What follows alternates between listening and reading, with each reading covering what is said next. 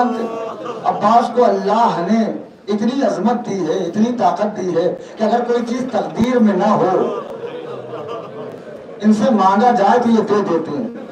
بچے نے پوچھا اماں ان کے بابا کہاں رہتے ہیں؟ کہا میرے لال ان کے بابا نجف میں رہتے ہیں۔ کہا اماں بیٹا کربلا میں ہے، باپ نجف میں ہے، یہ سمجھ میں نہیں آیا میرے۔ ماں نے کہا میرے لال بڑی لمبی داستان ہے، آؤ عباس کا روزہ آگے آئے۔ بچے کے ذہن میں بیٹھ گیا کہ عباس سے جو کچھ مانگو مل جاتا ہے۔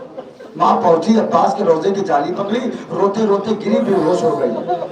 پانی کے چھینٹے ڈالے گئے، ہوش میں نہیں آئی تو لوگوں نے اس کے نبض پہ ہاتھ رکھا تو پتا چلا مر چکی ہے۔ اب میں نہیں جانتا آپ کیسے یہ مسائل سنو گے، کیسے گھر جاؤ گے۔ پتا چلا مر گئی ہے۔ لوگوں نے کہا کہ یہ چھوٹا سا بچہ ہے، کہاں سے کفن لائے گا، کیسے ماں کو دفن کرے گا، لہٰذا چندہ کر کے اسے کفن دے دیتے ہیں۔ جگر نہیں پھٹا، کوئی مسلمان کر کے کفن دیتے ہیں، لیکن اگر کوئی نبی کا نواسا کفن دو۔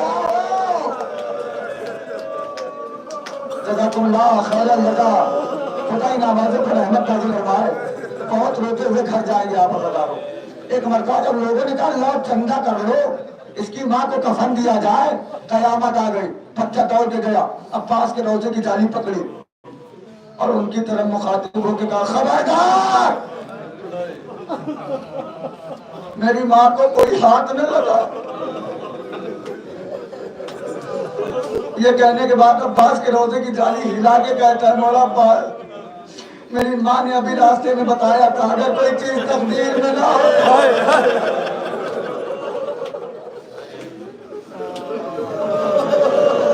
آپ سے مانگی جائے تو آپ دے دیتے ہیں۔ مولا میری ماں کو زندہ کر دو۔ بڑی دیر تک دعا کرتا رہا، اس کی ماں زندہ نہیں ہوئی۔ باہر آیا دوڑ کے ایک آدمی کے دامن کو لپٹ کے کہنے لگا بھیا مجھے نجف کا راستہ بتا دو۔ میں میرا زورا نہیں پہنچا اور میں چیزیں مار کے روتا۔ نجف جا کے کہا کرو گے، کہا عباس کے بابا سے شکایت ہے، عباس نے میری ماں کو لے لیا، واپس نہیں کرے۔ جزاکم اللہ خیر اللہ۔ خدا کرے یہ مالک مجھے پڑھ لینے دے۔ عباس لے لیے، میری ماں کو واپس نہیں کر رہے۔ ننھے قدموں سے دوڑتا ہوا نجف کی جانب جا رہا تھا، کیا دیکھا راستے میں ایک سوار آیا، مسائل ختم ہونے والا ہے۔ راستے میں ایک سوار آیا، سوار نے پوچھا میرے لال کہاں جا رہے ہو؟ سوار سے بچے نے کہا میرے پاس وقت بہت کم ہے، میری ماں مر چکی ہے، جا رہا ہوں عباس کے بابا سے شکایت کروں گا۔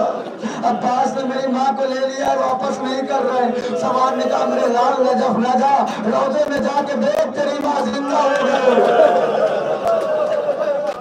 تڑپ کے رو لیجیے گا، روزے میں جا کے دیکھ تیری ماں زندہ ہو گئی۔ بچے نے کہا کیسے مانوں، تم صحیح بول رہے ہو، چلو مجھے دکھاؤ۔ سوار نے کہا میرے گھوڑے پر بیٹھ جاؤ، چل کے میں تمہیں دکھا دوں تیری ماں زندہ ہو گئی ہے۔ بچے نے کہا یہ سوار چونکہ تیرا گھوڑا بہت بڑا ہے،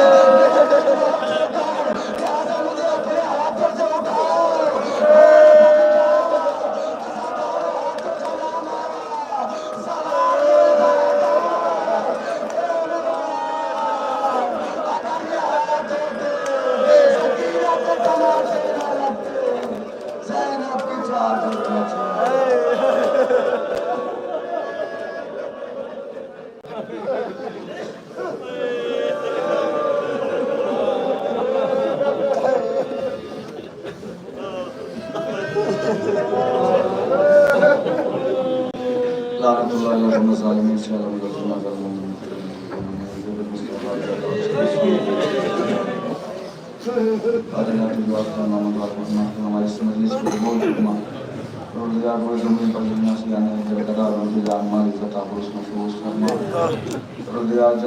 جنت البقیع کی تعمیر ہو جائے، روزگار وارث کے ہوتے ہوئے کب تک بے وارثوں کی طرح زندگی گزارے۔